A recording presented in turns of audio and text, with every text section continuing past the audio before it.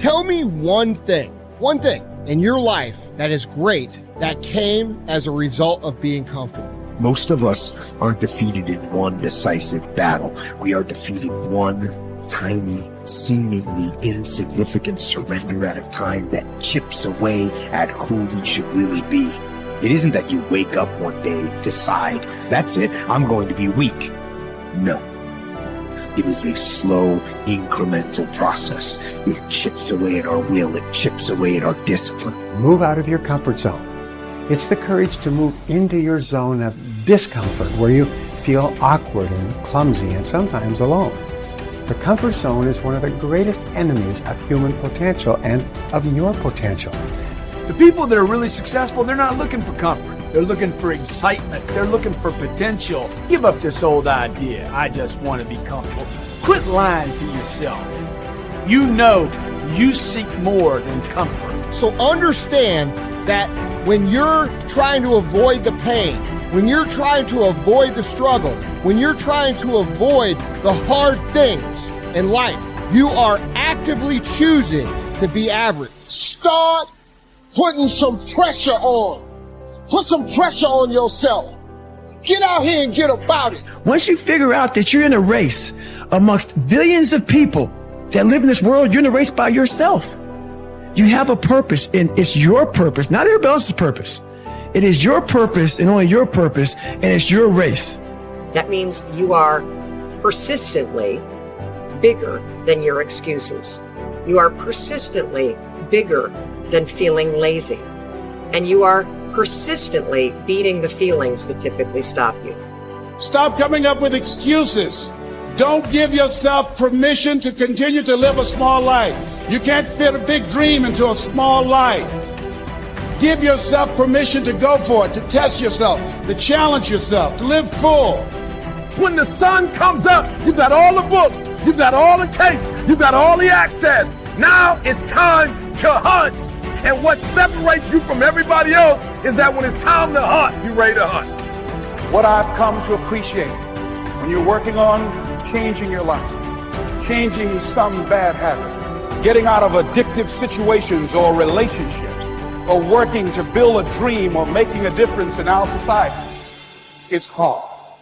There are going to be all kinds of challenges that we all must face. You cannot live in this world without a challenge. You cannot live in this world without a struggle. Greatness is right on the other side of pain. So what are you running from it for?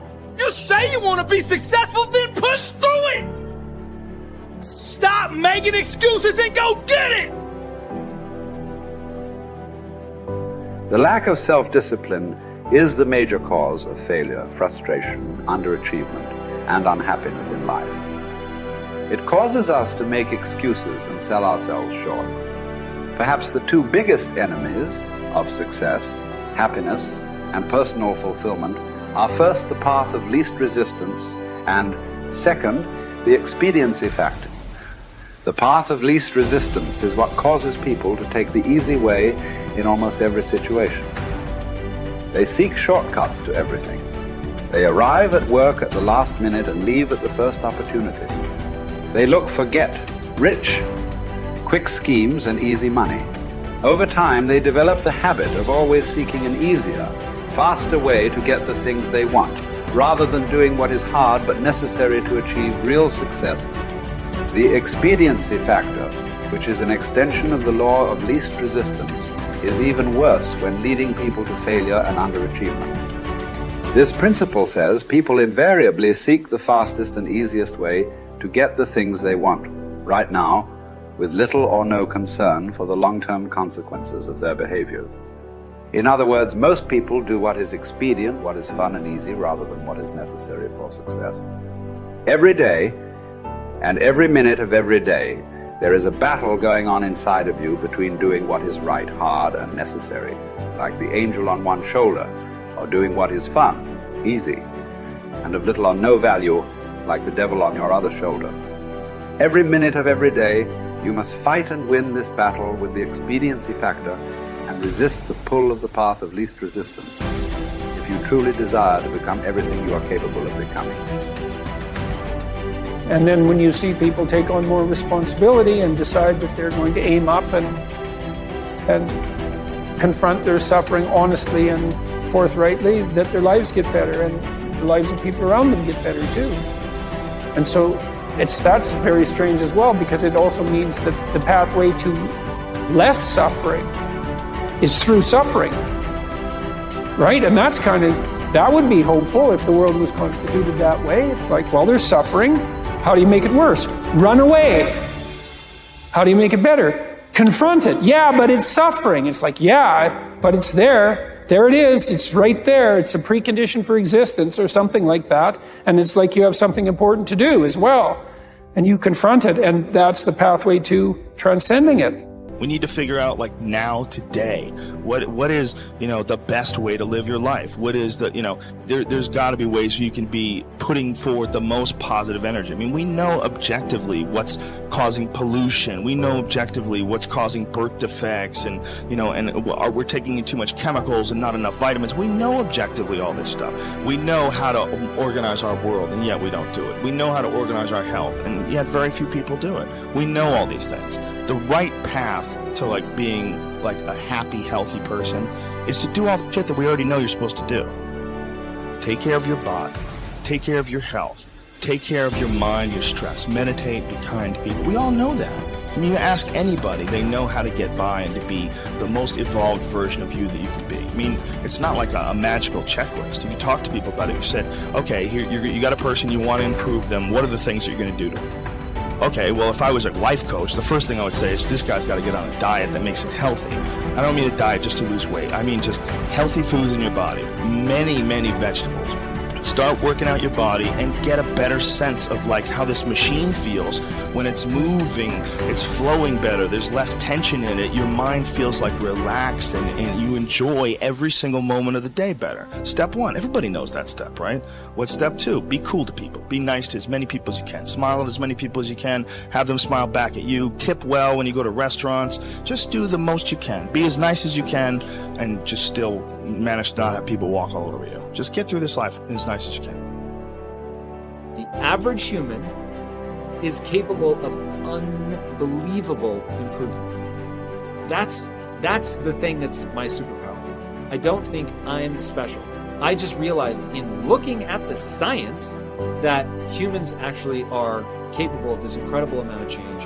It is the strategy that our species took to be able to pass knowledge on through culture rather than having to have everything be instincts. And in having that layer where we can drink in the culture and read books and learn from other people, and even now we're all learning from things that people thought thousands of years ago and wrote down. It's insane.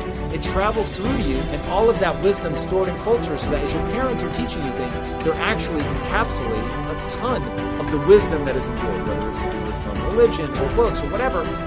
You're bathed in a culture that is giving you all of this incredible information. And so recognizing how powerful and potent that is incredibly meaningful. But you have to understand that you have to allow yourself to believe that you can learn from that culture in the same way that everybody else can. And that's what you're designed to do. Now, for me, that completely gave me the confidence, and I put confidence in air quotes because it's not like I believe something specific about myself. I just believed that the human animal is capable of this extraordinary change. And so now I just needed to point myself in that direction. Now, this is the key.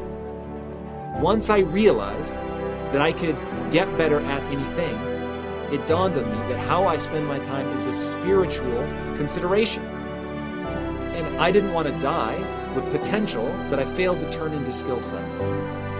That to me, that speaks to me. How much of my potential can I actually turn into skill set and get good at this stuff and push and grow and improve? That to me is just this incredibly intoxicating thing. So for me, the discipline, the confidence, all of that comes from recognizing the human animal. Nothing special about me. The human animal is capable of extraordinary change. I'm going to have to put time into doing it, but I'm capable of getting this change. Therefore, I can do anything I set my mind to. Therefore, it really matters what I choose to spend my time on. Therefore, I want to put structure and discipline in my life. so that I can move forward on things that excite me, that matter to me, because I really can have this big crazy dream that I'm thinking of. So my discipline is really born of my desire to have that thing, coupled with my belief that I can actually get there. Desire and belief. Get those two things right, and the discipline will take care of itself.